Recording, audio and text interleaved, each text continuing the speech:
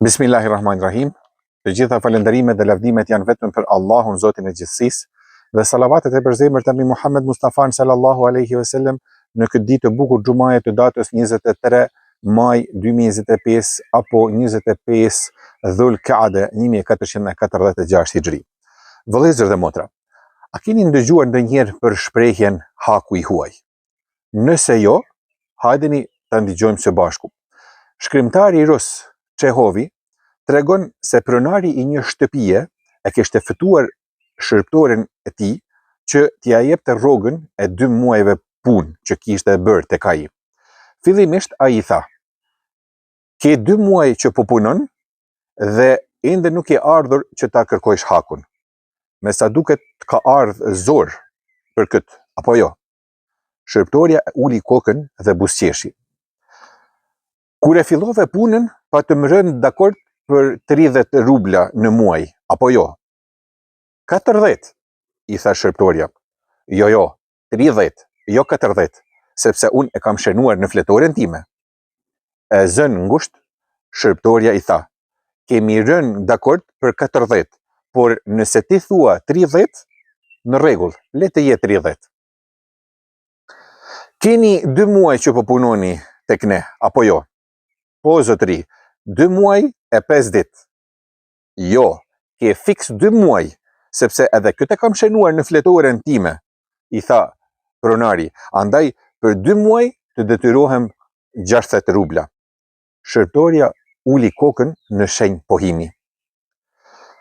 "Por nga këto 60 rubla do t'i heqim 9 të diela dhe 3 ditë festat që nuk je punuar, pra 12 rubla më pak.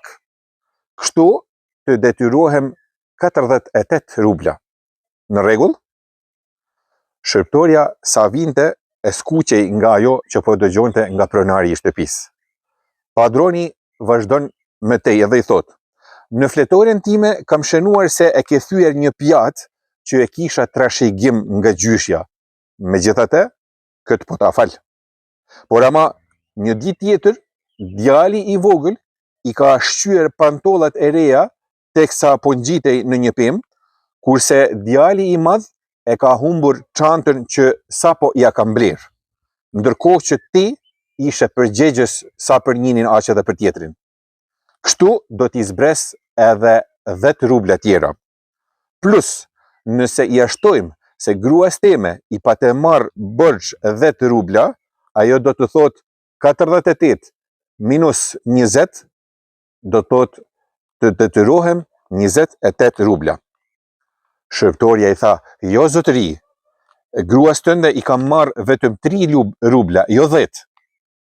A e di ti më mirë apo unë, i cili edhe këtë e kam shenuar në fletoren time?" Shërptores i rodhën lot dhe nuk tha ma tepër se sa "Falenderit zotëri." Padroni i tha: "Falenderit? Çfarë më thua moj? Po më falenderon që jam duke luajt me ty dhe nuk jam duke të ta dhanë të drejtën dhe hakun tanë?" Shërptoria ju përgjigj: "Po, ju falenderoj për atë që po më jepni, sepse përveç këtu tek ju kam punuar edhe në një vend tjetër dhe kam dalur duar bosh. Pronari tjetër nuk më ka dhënë asnjë rubël." Pronari i tha: "Gjithë që thash më parë ishte vetëm një shaka, ishte vetëm një lojë. Ja ku i ke 80 rublet e plota që të takojnë. E përveç këtyre, ja ku i ke edhe 20 rublet të tjera për sinqeritetin dhe për kushtimin për punë. Desha vetëm të shoh se si do të reagoje ti në një situatë të tillë. E unë megjithatë të falenderoj për maturinë dhe vlerat që ke." Vëllezër dhe motra, i dashur i zemrave tona, Muhamedi alayhis salam ka thënë: "Jepjani punëtorit hakun para se t'i thahet djersa." Keni kujdes se kushdo që i hyn në hak punëtorit ta di se ka një Zot mbi kokë i cili nuk e do padrejtësinë. Padrejtësia nuk është gjë tjetër vetëm se energji e cila i kthehet në kokë përsëri atij nga i cili ka dalë. Të keni kujdes, e të kenë kujdes edhe ata që e lypin hakun e tyre, e mos ta mbivlerësojnë punën e tyre që bëjnë e të hynë në hak punëdhënësve. kujdes njëra, por kujdes edhe pala tjetër. Deri në xhuman e radhës, ju lë në mbikëqyrjen dhe kujdesin e të madhit Zot, duke ju përshëndet sot me një selam të veçantë nga një fshat pothuajse i lënë masdore, i cili gjendet në komunën e Tivarit dhe i cili quhet Nikuliq. Deri në xhuman e radhës, Assalamu alaikum ve rahmetullahi ve berekatuhu.